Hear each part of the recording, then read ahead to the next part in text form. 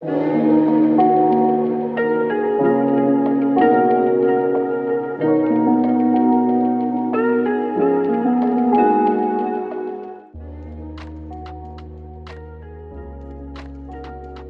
it's a good walk-in that we are seeing. I think more than what we had expected. I guess people in India have now put COVID behind them and are going about life as if it is normal pre-COVID situation. So good turnout and good interesting conversations. So many people we get to meet at one location. It's an interesting event.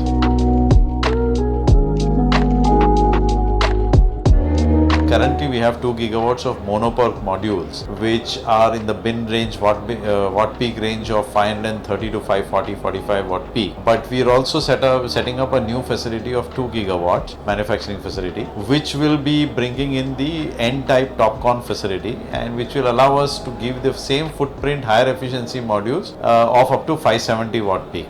Instead of 535, 540, same dimensions, we will have a module with higher efficiency. This will be available from June 23. June 23 we should be, so we have just tried to display a couple of modules which are the samples that we have produced from the same machines that we've imported.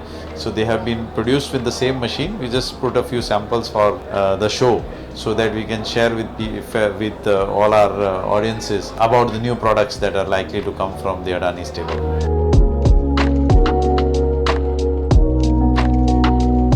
So the N-type TOPCon facility, one of the key differences, of course, the efficiency. So it's a higher efficiency module, and therefore instead of with the same area, surface area, you get a much higher watt peak. So instead of 535, 540 that we get for mono-PERC modules, this technology allows you to offer up to 570 watt peak on the same as on date, and this is under further development and research, and we feel that there will be additional 10-15 watt peak possible with the same technology as efficiency improves for the modules.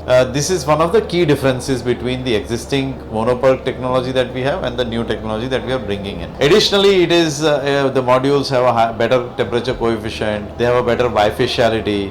So all these factors will only help make it more suitable for large projects, large utility scale projects, and for them to be able to deliver better LCOE. So that's how we would differentiate, and I think the world will move towards these high efficiency modules because ultimately space is a constraint everywhere. So even in solar industry, land is a constraint, rooftop, the space in the rooftop is a constraint. So the more power you can generate from the same area, surface area, the better it will be in terms of efficiencies and in terms of success of the projects.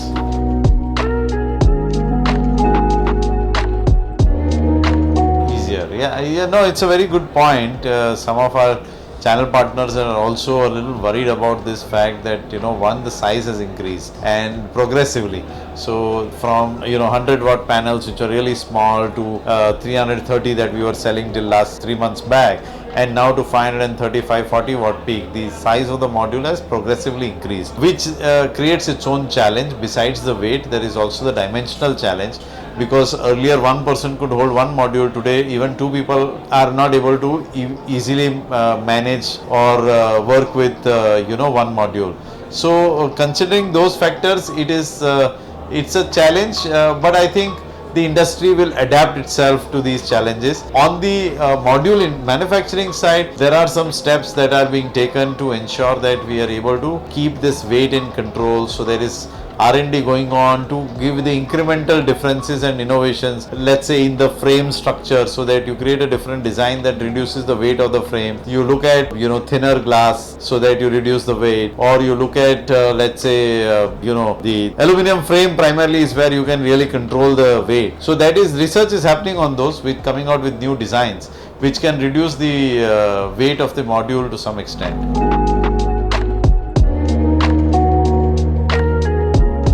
No, these are very good moves for ensuring that India develops its own manufacturing ecosystem in the solar industry. Till we develop our entire solar ecosystem within the country, we will always be dependent on import. So the government has taken very nice steps in BCD, like you said. ALMM is another step, and of course PLI. So one aspect is allowing you to be competitive with the imports, and second aspect is helping develop the capacities in the country. So both aspects government has taken, besides the third aspect, which is also creating demand for locally manufactured products, like your subsidies on rooftop projects, or subsidy for agriculture modules. So all this is really helping the industry, manufacturing industry, to be able to set up significant capacities to meet India's requirements and make India energy secure in future. So that, I think, are the right steps for the government, and that is really helping the manufacturing industry commit larger funds to enhancing capacities and ensuring India becomes, secure from an energy standpoint in future.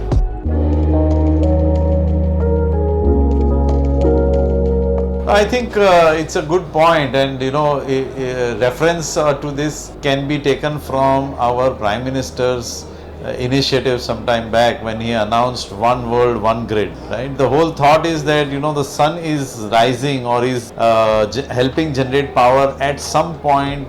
At any point in any different country. So if we can connect a lot of these geographies together with one grid at all times of the day or night, there is renewable energy being generated somewhere on this earth, right? So when we have sun, the other part of the earth has night time.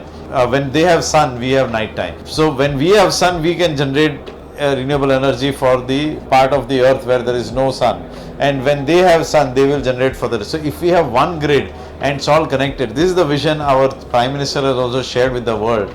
I think that kind of addresses this question about geographies and how we can leverage the interconnection of geographies and make it a very smart grid. So I think we are moving towards that. Intent is there, vision is there. I guess execution will take us there.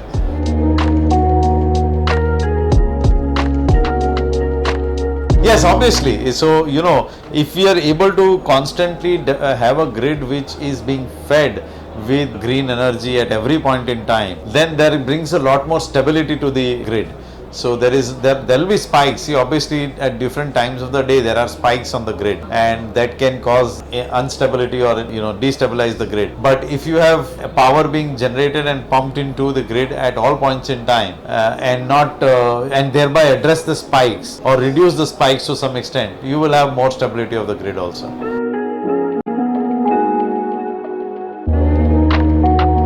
As we link the geographies, we will have this happen. But in the interim, the energy storage systems will help even out these spikes, because when we generate power during the day from, let's say, solar, we can store it for usage during the night time when there is no solar power generation. So that kind of evens out the power generation or the power availability on the grid, and that helps take care of any surges or any spikes that are happening.